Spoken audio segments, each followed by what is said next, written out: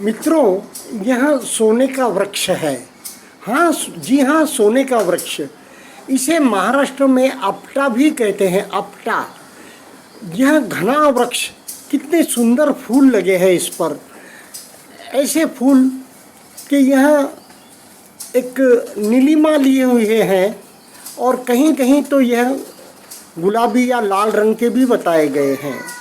इसे अपटा या सोने का वृक्ष क्यों कहा गया होगा महाराष्ट्र में? महाराष्ट्र एक सांस्कृतिक प्रदेश और यहाँ आयुर्वेद भी बहुत फला फूला है। तो हम महाराष्ट्र में इस वृक्ष के पत्ते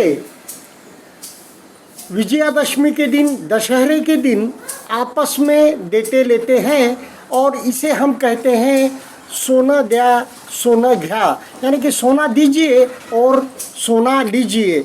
ज़्यादा करके बुजुर्गों को हम इस वृक्ष के पत्ते भेंट स्वरूप सोने के रूप में इतने अमूल्य, जिसे स्वर्ण हम कहते हैं, वैसा समझकर देते हैं और लेने वाला लेता है। यह वृक्ष बहुत ही छायादार होता है, क्योंकि देख रहे हैं आप इसमें कितने घने पत्ते हैं।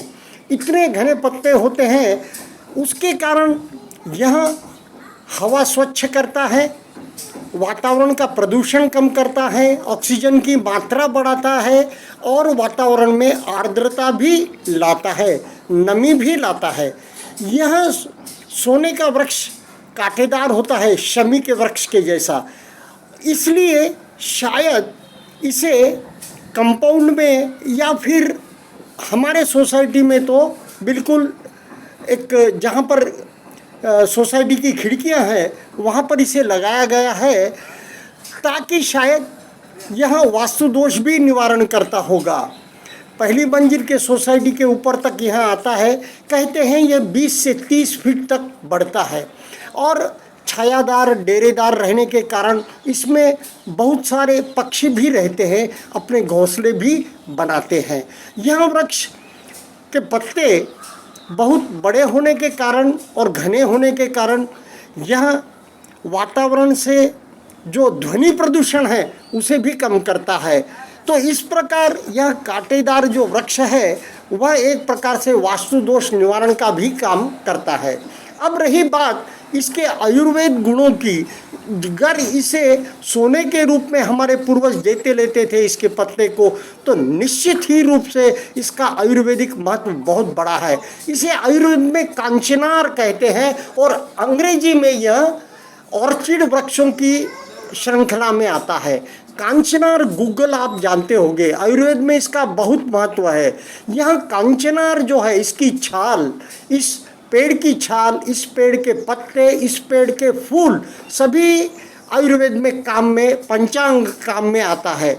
यह जो पेड़ की छाल है उससे कहते हैं कि कैसा भी अर्बुद हो, अर्बुद यानी कि गांठें, शरीर पे कौन सी भी गांठ हो, कैंसर की हो या और किसी कारण से आई हुई, मेद के कारण आई हुई गांठ हो, इस पेड़ की जो छाल है उसका काढ़ा बनाकर वैद लोग इसे रोगी को पिलाते हैं, जिससे कि उसके शरीर की गांठें घुल जाती है। दूसरी बात, यह पेड़ रक्त शुद्ध करता है, इसलिए हार्ट के मरीज हो या फोड़ा फुंसी हो गई हो, चर्म रोग हो गया हो, तो इस पेड़ के छाल का काढ़ा पिलाया जाता है। शायद ही इसलिए इसे सोना या इतना महत्व दिया गया है कि यह स्वर्ण के जैसे इसके पत्ते हैं, ऐसा हमारे पूर्वजों ने कहा है।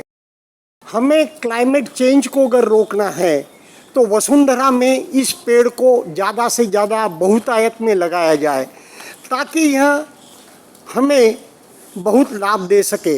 इसलिए मैं आपको इसके दर्शन करा रहा हूँ और इस पेड़ को आपको बता रहा हूँ, ताकि ज़्यादा से ज़्यादा संख्या में हम हमारी प्रकृति के प्रति जागरूक होकर इसे लगाएं, ताकि प्रकृति का तापमान ना बढ़े, प्रकृति हरी भरी रहे। और इसलिए इसके मैं आपको नीचे से ऊपर तक दर्शन करा रहा हूँ। धन्यवाद।